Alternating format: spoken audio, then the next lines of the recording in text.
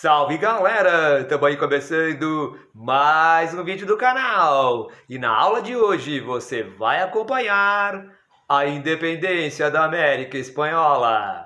Independência da América Espanhola no canal hoje. Bom, minha gente, vamos lá, começando essa aulinha de independência da América Espanhola. Só agora no comecinho, dando uma relembrada nos conceitos anteriores. Já tivemos aqui uma aula de América Espanhola. Vou deixar até o link para você acompanhar esta aula aí, porque é a base para a compreensão da independência. Vamos relembrar umas coisinhas? Por exemplo, a divisão da sociedade da América Espanhola. Por exemplo, lembra que tinha os espanhóis lá, né, da Europa, eles vinham para ocupar os principais cargos na administração das colônias, das Índias, como falavam os espanhóis. E esses caras eram chamados de chapetones. É tipo uma nobreza mesmo colonial. Eles ocupam os principais cargos, vice-rei, ouvidor do rei, não é? Comandavam as audiências, capitães gerais, os caras mais importantes, chapetones. Agora, tinha os espanhóis que se fixavam na América, tinham filhos na América, tinham famílias, né, na América. Esse pessoal era chamado de os crioulos. Então é uma elite importante, uma elite ligada à terra. É a elite colonial. Os crioulos são então pessoas descendentes dos espanhóis, são brancos, são muito ricos, né? São donos das fazendas, do capital, dos negócios, dos escravos. Então, caras muito importantes, os crioulos. Os crioulos, inclusive, não podiam ter os principais cargos administrativos, que eram reservados aos chapetones. No máximo, guarda isso, no máximo poderiam ocupar o governo municipal, as câmaras municipais na América Portuguesa, no caso da América Espanhola, o governo municipal da municipalidade, chamado de cabildos. Aí, continuando na pirâmide social, chapetones, crioulos, aí os mestiços, vai ser um capataz, né? Um chefe, né? na organização comercial, né? Dos empreendimentos comerciais dos crioulos. E, finalmente, a base da pirâmide social, que tem os indígenas e os escravos negros. Né? Muito importante isso aí, porque os indígenas eles eram organizados principalmente no trabalho da mineração. Isso aconteceu muito no Peru, no México, né? Chamada mita. Então, um trabalho, uma servidão coletiva, um trabalho forçado, não é? Por alguns meses do ano, em que esse indígena servia como mão de obra, certo? Um trabalho compulsório seria a melhor definição. A mita, esse trabalho forçado, uma época do ano. Até um pequeno recebimento e tal, os indígenas recebiam, mas assim, de fato, era um trabalho muito duro, extenuante, e a morte poderia acontecer em grande parte das vezes que o cara fosse lá para a mita. Agora, veja só, então você está aprendendo e relembrando um pouco da estrutura da sociedade colonial. Tem outra coisa, a divisão do território. Relembra aí a divisão do território, né? Vice-reinados e capitanias gerais.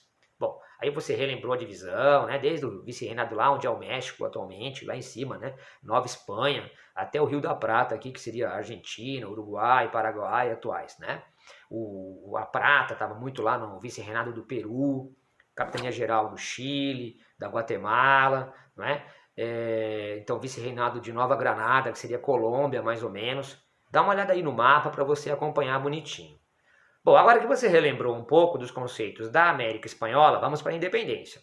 Cara, não tem dúvida, independência a gente tem que ir para as causas. A gente tem que estar no século XVIII, um século muito importante dos nossos estudos, porque é o século onde onde aconteceu a crise do antigo regime e também a crise do antigo sistema colonial. Da Europa vêm as ideias iluministas. Então a colônia vai absorver essas ideias iluministas, né? Ela vai se tornar rebelde nesse sentido. Mas tem mais coisas, né, que vão acontecendo. Por exemplo, as 13 colônias inglesas conseguem a independência a partir da guerra lá de 1776. Independência dos Estados Unidos, ideia iluminista e independência dos Estados Unidos. A coisa vai convergindo para as colônias se rebelarem. Há um apoio claro dos ingleses nesse processo de independência, nessa ideia de independência. Porque os ingleses enxergavam na América a existência de países independentes frágeis e que eles então ampliariam o seu mercado consumidor, já que os ingleses estão passando, primeiramente, antes de mais nada, pela Revolução Industrial no final do século XVIII. Muito bem. Agora, tem também o rei da Espanha. O rei da Espanha lá a partir de 1759 é tipo aquilo que a gente chamava de déspota esclarecido, ou seja, um rei com ideais iluministas. Nomeia primeiro-ministro, no caso de Portugal era Dom José I, o primeiro-ministro Marquês de Pombal, reformas pombalinas. Então você tem, no caso da Espanha, você tem as reformas borbônicas. Então as reformas borbônicas, teve o ministro Aranda, mas teve outros também. Elas também, essas reformas, elas, num certo sentido, querem ampliar a exploração das colônias, ampliar o trabalho forçado do indígena, né, o trabalho compulsório do indígena, ampliar a mita, ampliar os impostos, que deixa muito insatisfeitos os crioulos, principalmente, não permite o livre comércio, que eles gostariam muito, só o comércio entre as colônias. Então, amplia-se com as reformas borbônicas uma insatisfação. E vêm os novos ideais do iluminismo, ao mesmo tempo que eles estão vendo a independência dos Estados Unidos. Por isso que já no próprio século XVIII já tem rebelião. No Brasil a gente vê a reforma pombalina, né? E daí aí acontece a Inconfidência Mineira e a Conjuração Baiana. Por exemplo, eu vou citar dois movimentos populares pré-independência da América Espanhola ainda no século XVIII. Tem no Peru um movimento indígena, né, que tenta restabelecer o Império Inca. É um movimento de um indígena chamado José Gabriel, né, que se intitula Tupac Amaru. Tupac Amaru foi um imperador, né, um Inca, e ele seria o Tupac Amaru II, uma grande rebelião indígena em 1780. Tudo bem, não deu certo, esse José Gabriel acabou preso, esquartejado, né? Mas assim, veja a similitude com o movimento lá em Minas Gerais ou na Bahia, no Império Português. Também teve um caso na Nova Granada, atual Colômbia, né? O movimento comuneiro. Também são princípios muito semelhantes em resposta às reformas borbônicas que apertaram a exploração colonial. Beleza. Agora que eu mostrei para vocês umas causas assim mais gerais, né? Estou explicando umas causas mais gerais. Agora vamos para a causa específica, aquilo que vai ser o estopim para o início das guerras de independência da América Espanhola. Tem um carinha que é o cara central, que é o Napoleão Bonaparte. O Napoleão Bonaparte fez um monte de coisa ao longo de sua era napoleônica entre 1799 e 1815. Mas para a América Espanhola e para o mundo espanhol, para o Império Espanhol, importante que ele foi lá na Espanha e sequestrou o rei Fernando VII. Sequestrou o rei Fernando VII e impôs Napoleão o seu próprio irmão José Bonaparte como o imperador espanhol. Evidentemente que o povo espanhol não aceitou em maioria esta imposição. Surgiu inclusive governos paralelos, especialmente em Sevilha, uma rebelião do povo espanhol. Veja que até aquele Goya, aquele pintor, fez uma tela sobre os fuzilamentos de 1808, né? É muito famosa, já caiu no vestibular, perguntando a que ele se refere. Se refere a essas pessoas que se rebelaram na Espanha contra a dominação napoleônica. Aliás, como uma observação, essas pessoas receberam o nome, né, de liberais. Os caras que reagiram contra a invasão napoleônica na Espanha. Pela primeira vez surgiu esse termo, liberal, ok? Bom, mas lógico que esse movimento que acontece lá na Espanha esparrama para a América. E atenção, os crioulos percebem que esta é a hora certa. É um império sem imperador, ou com um imperador não considerado legítimo. Então é um império meio que desgovernado. Tá na hora, se você está com vontade de fazer a independência, é a hora certa. Então, os crioulos se livram dos chapetones e eles vão assumir o controle. E vão assumir o controle a partir de uma instituição específica, que era aquela que eles já controlavam na época colonial, que é o cabildo, o governo municipal. Então, a partir do cabildo, do governo municipal, da municipalidade, eles vão proclamando as independências. Então, lá em Caracas, na Venezuela, lá em Cidade do México, lá em Santiago, Buenos Aires. Todos esses que eu acabei de citar são cabildos que proclamaram a independência a partir de 1810. Então a data de 1810 é a data do início da Guerra de Independência. Evidentemente que isto aqui traz para a gente alguns comentários. Por exemplo, você observa que as proclamações elas são pontuais e são localizadas. Há uma fragmentação. Evidente, né? A América Espanhola é muito grande. Cuba, por exemplo, foi colônia até 1898. Veja, durante todo o século XIX. Então, dependendo da região, tem uma história. Ou seja, os crioulos controlam os cabildos locais e as independências se dão pelos locais. 1810, portanto, foi a data inicial. Aí vira uma cronologia, né? Você pega os principais crioulos que se tornam generais desta guerra de libertação, a gente vai chamar eles de libertadores da América, e vira uma cronologia. 1810 aconteceu a proclamação da independência em Caracas, Venezuela. Cidade do México, Chile, né, Santiago, e Argentina, Buenos Aires. E aí começa. Por exemplo, a Argentina vai conseguir efetivar a independência só lá em 1816. Os seus libertadores principais são o Belgrano e o São Martín. No meio da história, inclusive, José de Francia acaba proclamando a independência do Cabildo lá em Assunción, Paraguai. Então surge o Paraguai em 1811, com José de Francia. Tem o Chile, que só consegue finalmente a independência em 18, com O'Higgins. No caso, então, do Uruguai, é uma história muito específica, porque o Uruguai ainda fez parte do Império Brasileiro. E entre 1825 e 1828, daí o Uruguai, que era chamado de Cisplatina, proclama sua independência, sendo que a figura central naquela época era um cara chamado Artigas. Bom, agora deixa eu falar para você de um cara que é central. Esse cara é central, é o mais importante libertador. O San Martín, vamos dizer assim, que é o segundo mais importante. O principal libertador é o Simão Bolívar. O Simão Bolívar é um cara que tinha uma vida, desde jovem, uma vida muito abastada. Ele era uma das famílias, ele era pertencente a uma das famílias mais ricas de Caracas. Teve a oportunidade de estudar na Europa, era dono de fazendas, de escravos, mas ele de alguma forma acabou se influenciando pelos ideais iluministas, não é? Acabou entrando na ideia da libertação. E ele passa a comandar os exércitos para a libertação da Venezuela. Ele tenta 2 vezes e não consegue. Acaba fugindo para a Jamaica. E na Jamaica, em 1815, escreve sua famosa Carta da Jamaica, da qual tiramos um conceito que é fundamental para você saber aí para o vestibular, que é a ideia do pan-americanismo.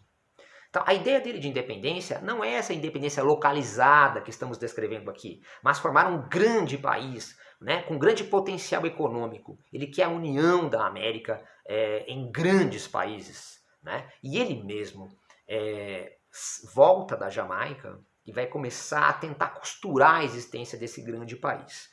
A lógica desse grande país é unidade linguística, que seria o espanhol, e religiosa, que seria o catolicismo. Veja que o Brasil é um grande país, língua portuguesa e a religião católica. E os Estados Unidos, religião protestante e língua inglesa. Evidentemente que o Simão Bolívar não pensa como a gente pensa hoje, na diversidade, na linguagem indígena, né? É uma visão do século XIX, do começo do século XIX.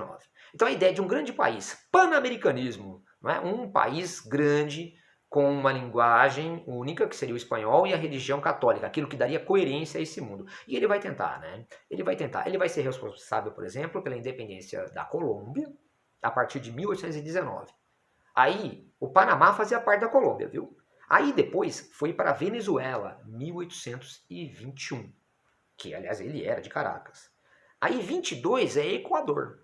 Então ele consegue fazer Equador, Venezuela, Colômbia e Panamá, e isso vira um país só, que é a Gran Colômbia. Entre 1819 e 30 é a ideia do pan-americanismo. Porém, logicamente que as elites crioulas locais não foram concordando, porque isso dissolve o poder delas. Vai predominar mais um localismo. Então a Gran Colômbia ela vai se dissolvendo. Ele tentou fazer uma reunião lá no Panamá em 1826, mas essa reunião se mostrou fracassada. A Gran Colômbia vai se fragmentando em Equador, Venezuela, Colômbia. Depois só no século XX que surgiu o Panamá se separando da Colômbia, já fruto do imperialismo norte-americano. Então o Simão Bolívar foi derrotado nessa visão dele pan-americanista. Por exemplo, o San Martín já tinha uma outra visão, que era a ideia de pequenos países, inclusive não republicano, que nem o Simão Bolívar, mas monarquias. Pequenos países com monarquias de príncipes, como príncipes europeus. Não acho engraçado isso, porque o Brasil adotou a monarquia e colocou como imperador um príncipe europeu. Então, ou seja, não era um debate fora do normal na época, essa visão do San Martín. Eles se encontraram, inclusive, né, em Guayaquil, que seria Equador hoje, em 1822, a famosa entrevista de Guayaquil, mas não houve um entendimento. No final, predominaram os interesses locais dos crioulos nessas guerras e a Gran Colômbia foi dissolvida e o Simão Bolívar acabou derrotado e já estava doente, né, já estava com tuberculose.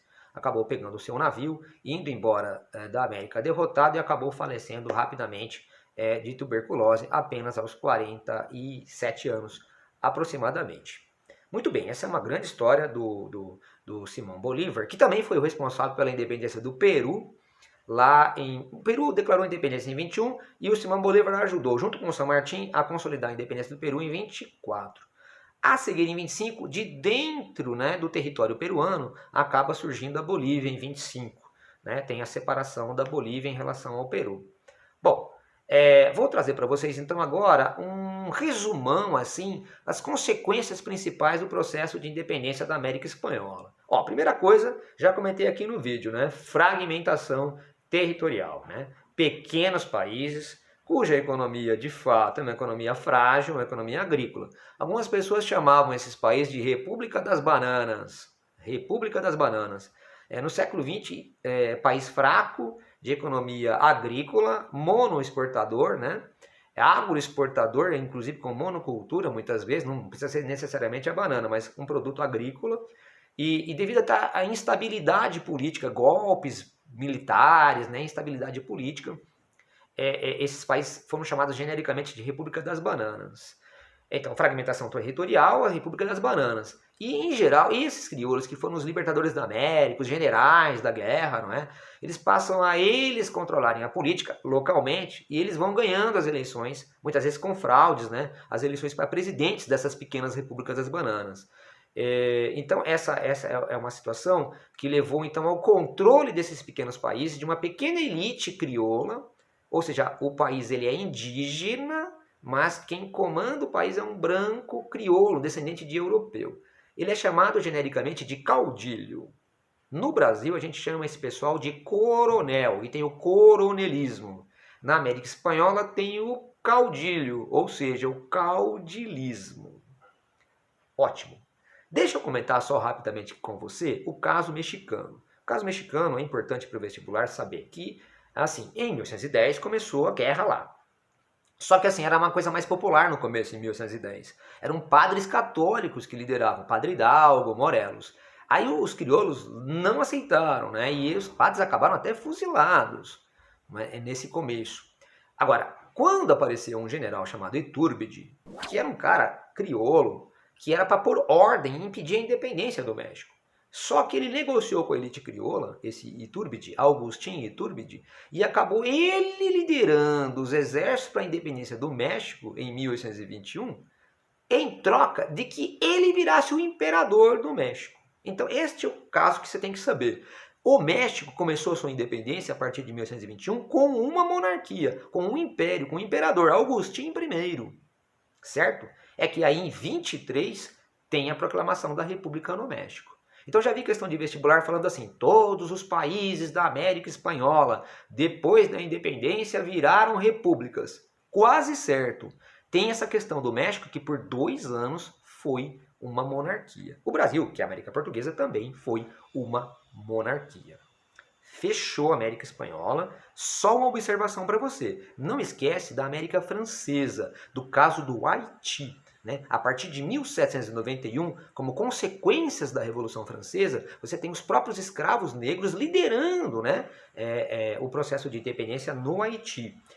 Muito importante saber essa questão da Guerra de Independência do Haiti, que foi de 1791 a 1804, que foi liderada pelos próprios escravos e ex-escravos. Ok, gente? Obrigado por assistir esse vídeo até agora. Aproveita, deixa seu like, se inscreve no canal, ativa o sininho, compartilha e tamo junto!